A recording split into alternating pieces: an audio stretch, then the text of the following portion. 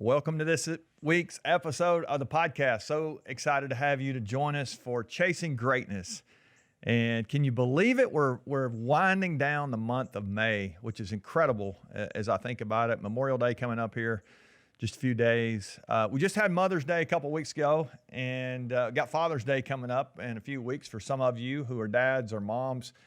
Everybody's got a mom or a dad. You may not have a mom or a dad who's still with us. My dad he passed away a few years ago, but my mom's still with us. And Mother's Day, just a couple weeks ago, I want to talk about that today because sandwiched in the middle of Mother's Day and Father's Day is this idea of graduation. So we're going to kind of talk about some of the ideas of investing in the next generation. Every single person, whether you're a parent or not, you have an opportunity to invest in the next generation.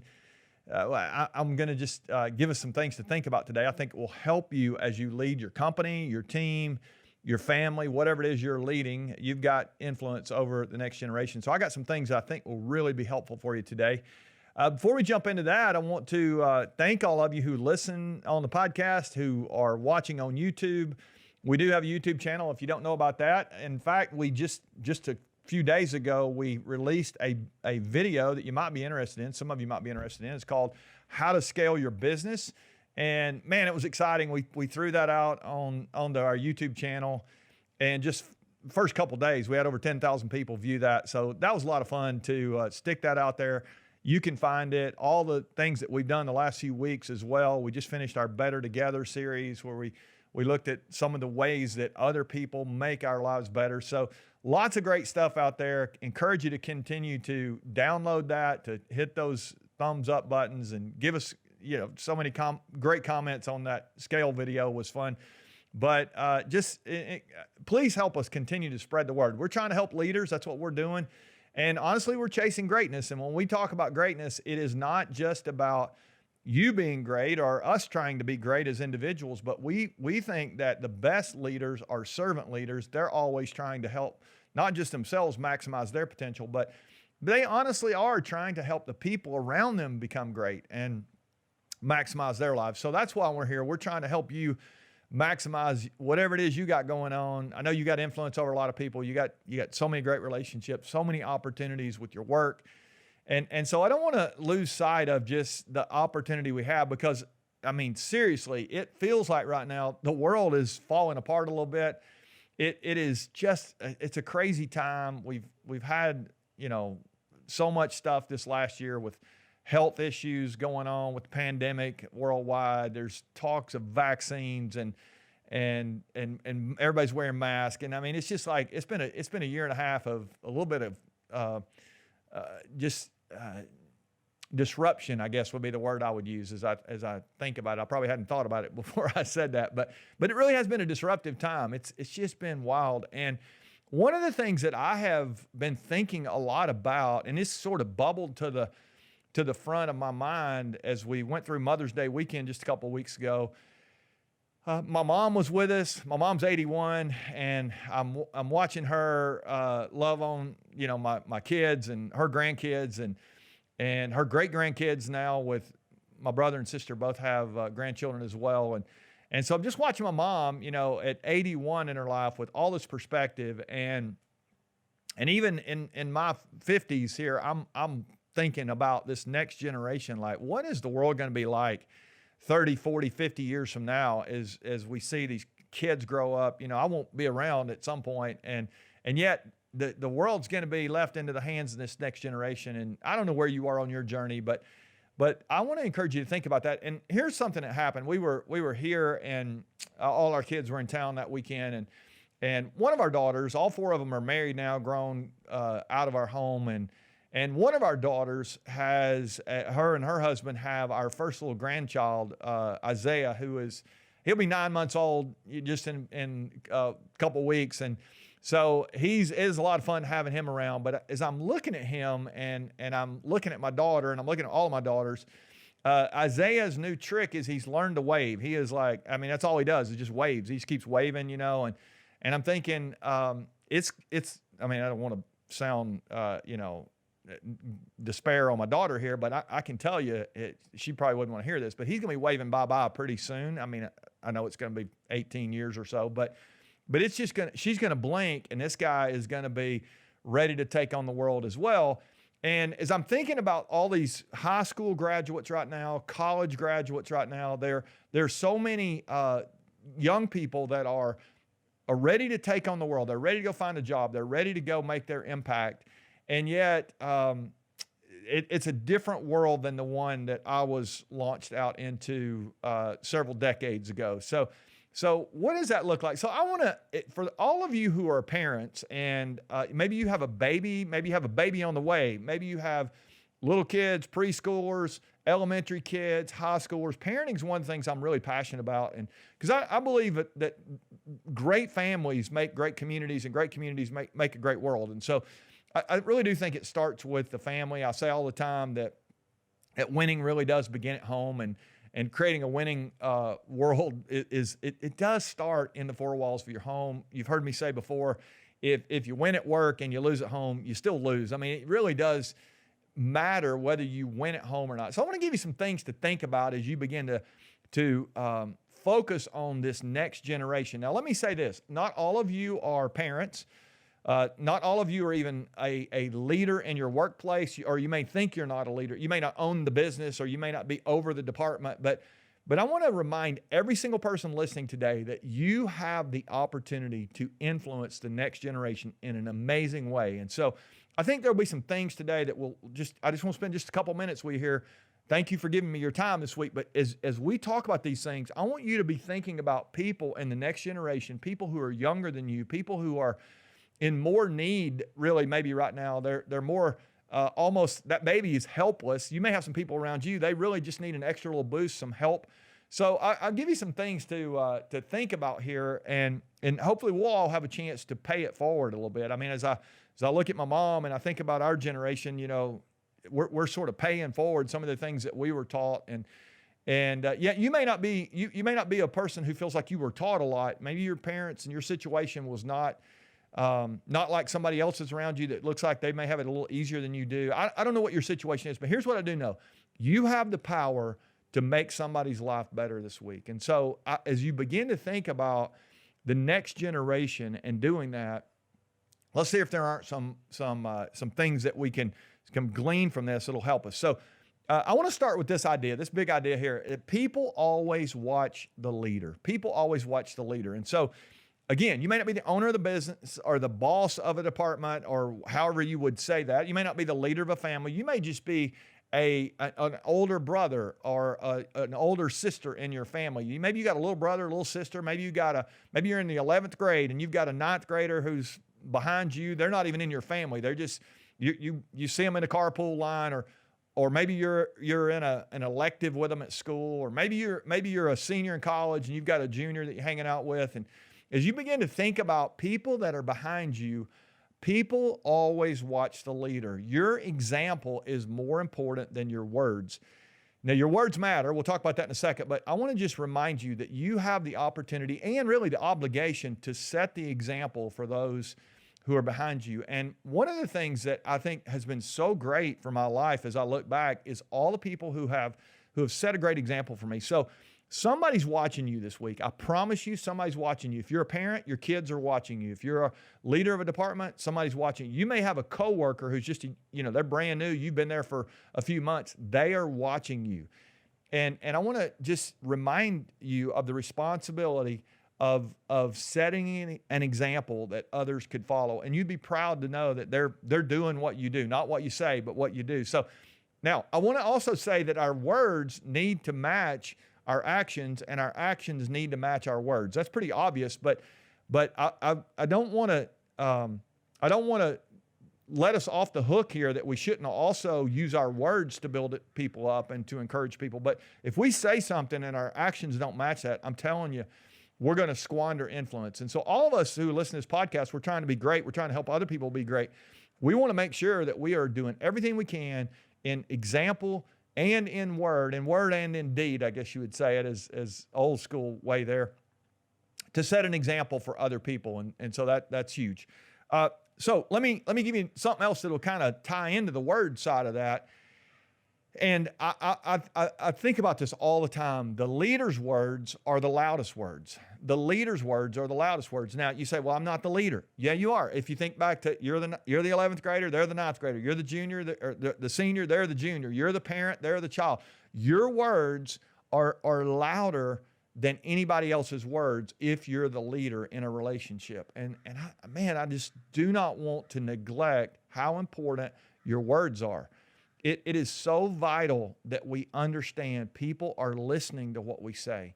They're watching, yes, but they're also listening. And your words are the loudest words. And I want to say, especially for you who are parents, remind you that your words are just huge. And if you don't have kids, let's say you're in a business and you have a department and you're the leader of that department, your words are massive. They're like boulders to those people who are listening. And so a word of affirmation from a teammate is great, but when it comes from their leader, it's even greater. And so let's make sure that we understand just how much our words weigh.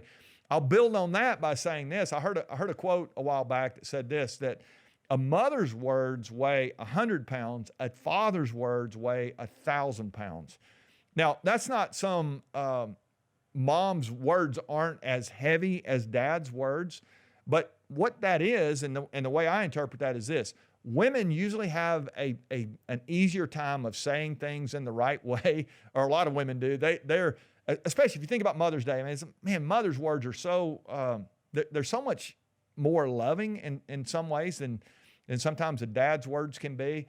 And I'm just going to challenge you. If you're a man here, I want us to man here. I want us to pull in close here and say, you know what? Your words weigh a lot. They may not weigh more than mom's words weigh or a woman's words weigh, whatever on that. But I'm just telling you, if you neglect the fact and you think your wife's going to do all the affirmation, or maybe even take it to the business setting, and you may even be a woman who's the owner of the company, your words in that setting, in this analogy, your words are heavy. I mean, the owner's words are the heaviest words.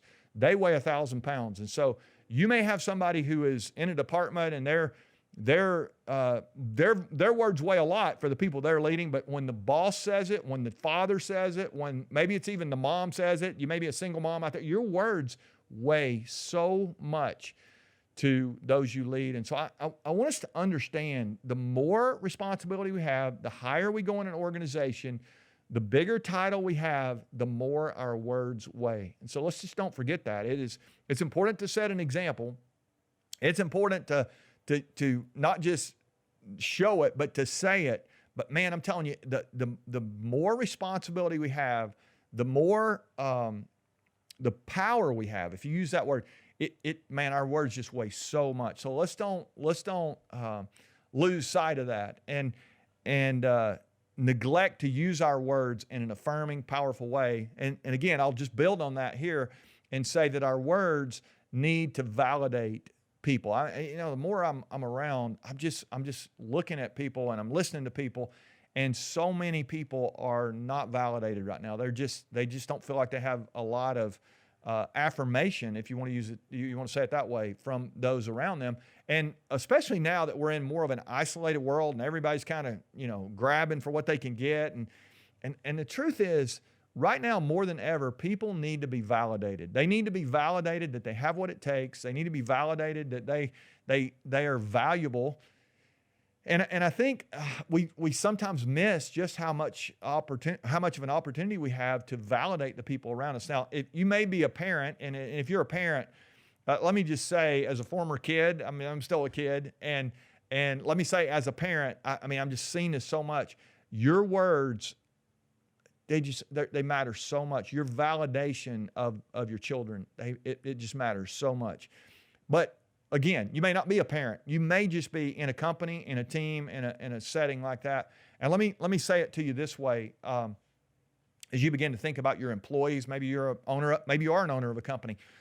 Your ability to validate your people is going to help so much in that organization. And when we speak to businesses and we get a chance to remind CEOs and executives, a lot of people we work with, it's a lot of fun. But one of the things I always remind them is people want to be validated, or need to be validated, more than they need to be tolerated.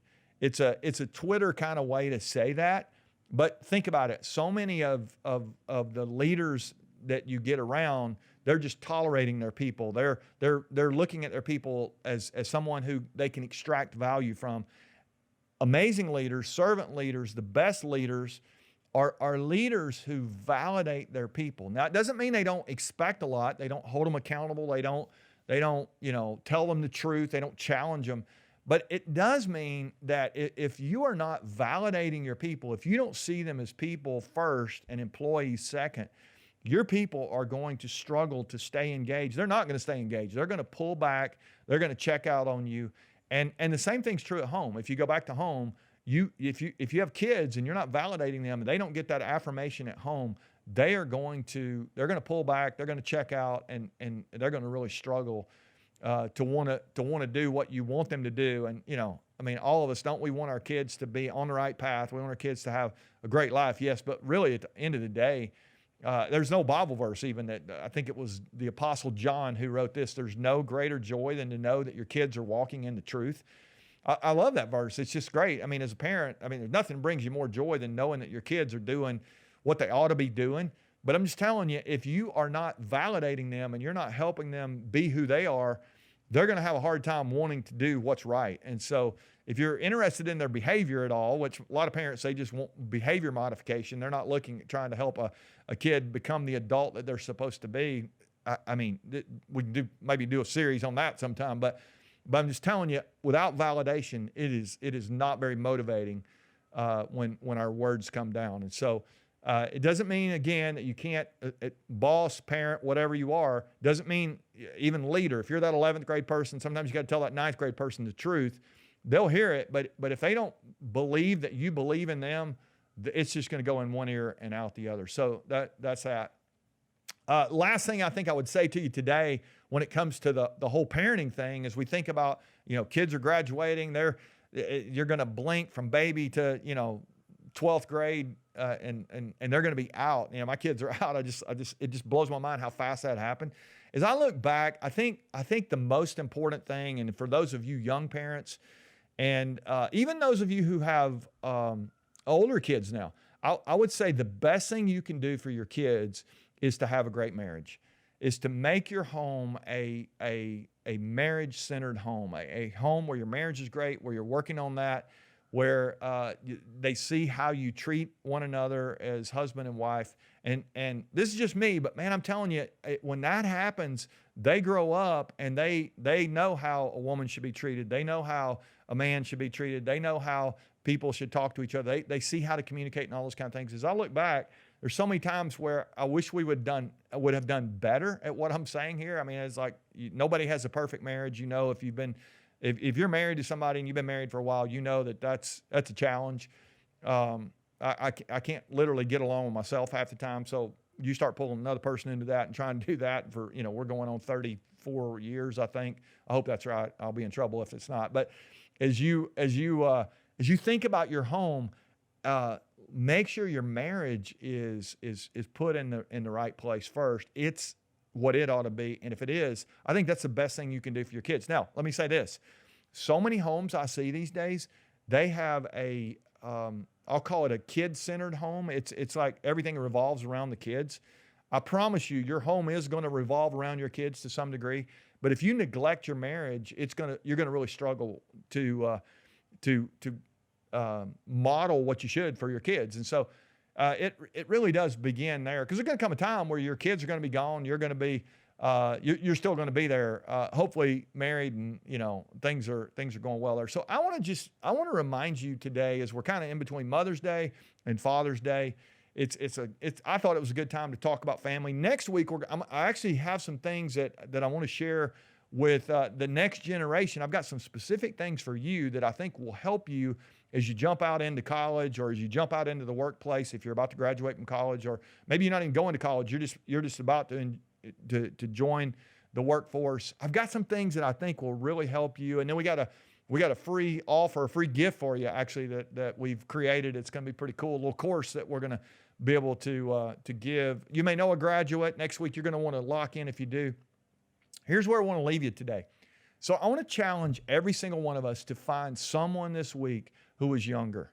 Maybe it's one of your kids. Maybe it's one of your direct reports at work. Maybe you may have somebody reporting to you at work who's older than you. I understand that. But find someone this week in the next generation, somebody who's a little bit behind you.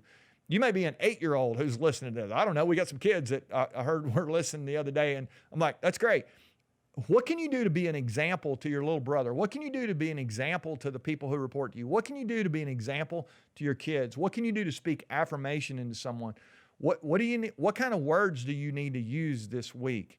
I think it was I heard Rick Warren one time say, "You're never persuasive when you're abrasive." I love that statement. It's sometimes our words are abrasive, and we think we're trying to persuade somebody, we're trying to shame somebody, really, and that's not going to work. And so I want to challenge you this week. Find somebody who's younger, find someone who needs your help, build into them, encourage them, validate them, and as you do, I'm just believing this next generation is going to be even a better generation. I know the world's crazy. I know everything's going nuts. But I am just confident that if we will do our part, we'll build into them, that then what's coming can be even better because we have done our part to build into those. I'm so thankful for those who have built into my life. I wouldn't be where I am had it not been for them. I'm guessing you're the same way. We all have different circumstances, but let's pay it forward this week. Let's make sure as we're between Mother's Day and Father's Day here, we got these few weeks. Let's make sure graduation time, we are appreciating these moments we have with these young kids, older kids that are about to graduate. We have great memories. Let's make sure that we continue to build into this next generation, even at work. And I'm just confident that if we do, we're not just going to be chasing greatness ourselves. We're going to be encouraging others to be great. And that's really what makes a great world. When we have great families that are pushing toward the right things, things will be better. So let's make sure we do our part this week. Let's pay it forward and continue to share with the people around you. I appreciate that. I'll be back with you next week. We're gonna again talk to the graduates next week on Chasing Greatness. We'll see you next week.